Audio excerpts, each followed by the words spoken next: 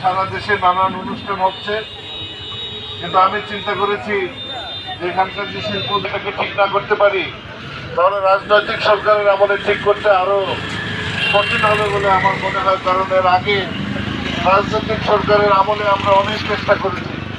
যখন এখানে শিল্পায়ন শুরু হয় তখন থেকেই তো আমি জানি, আমি আমার বাড়ি হবিগঞ্জ, আমি প্রায়ই আসি বাড়িতে।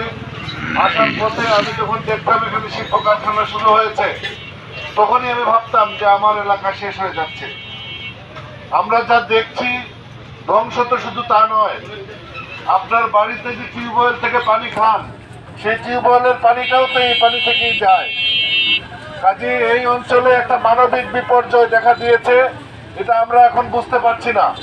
আর কিছুদিন পরেই যখন দেখবেন ঘরে ঘরে ক্যান্সারের রোগী, ঘরে ঘরে কিডনির ডায়ালাইসিস লাগে, ঘরে ঘরে যখন দেখবেন লাং শ্বাস নিতে পারে না, ঘরে ঘরে যখন দেখবেন চর্মরোগ, মানুষের ঘরে গবাদি পশু মরে যাবে পানি খেয়ে, কোনো হাঁস মুরগি কেউ লালন করতে পারবে না।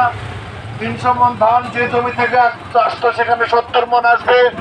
শুকনা মৌসুমে নদীতে কোনো মাছ পাবেন না, খরা মৌসুমে সেচের জন্য পানি পাবেন না, খাবারের জন্য পানি পাবেন না। তখন বুঝবেন যে ঢাকার চারপাশের নদীগুলি নষ্ট হওয়ায় ঢাকার চারপাশের মানুষ কি বুঝেছে।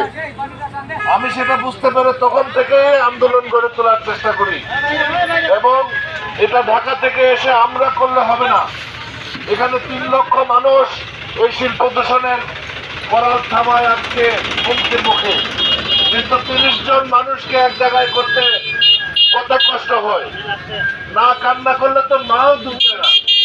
কাজে আপনার যে কষ্ট, সেই কষ্ট জানানোর জন্য যদি আপনারা ঐক্যবদ্ধ না হন তাহলে এই কষ্টের দূর আপনাদের হবে না। তবে এটা ঠিক, আমরা যেখানে দাঁড়িয়েছি তার উল্টা দিকে চায়ের স্টলে অনেক লোক বসে আছে, এবং আমার বিশ্বাস তারাও এই সুতাং নদীর দুর্গন্ধ পায়, তারাও এই সুতাং নদীর পানিতে মুখ ধুতে হয়, যে সুতাং নদীর পানি দিয়ে এখন আলকাতরার মতো বিষ যায়। কিন্তু তারা এসে আমাদের পাশে না দাঁড়ালেও আমরা যখন দাঁড়াবো তাদের সমর্থন আমরা পাবো। এবং এটা মনে করার কোনো কারণ নেই যেখানে যে কয়জন দাঁড়িয়ে আছে শুধু এই কয়জন মানুষই সুতাং পাড়ের এলাকায় মানুষ নিয়ে চিন্তিত। আমি নিউ ইয়র্কের ম্যানহাটনের মসজিদে নামাজ পড়তে গিয়ে দেখেছি ওই মসজিদের যে ম্যানেজিং কমিটির সভাপতি তার বাড়ি লাখাই। উনি আমার পরিচয় পেয়ে আমার কাছে এসে বলেছেন, ভাই আপনি আমাদের লাখাইকে রক্ষা করেন, এই মাধবপুরের শিল্প দূষণের কারণে লাখাই শেষ। যত টাকা লাগে আমরা নিউ ইয়র্ক থেকে প্রবাসী লাখাইবাসীরা পাঠাবো। আপনাদের লাখাইয়ের যে পরিমাণ মানুষ ঢাকা শহরে বাস করে সবাই যদি 2 টাকা করে দেয় তাহলে এইরকম রাস্তা বানায় ফেলা যাবে 1 বছরে একটা।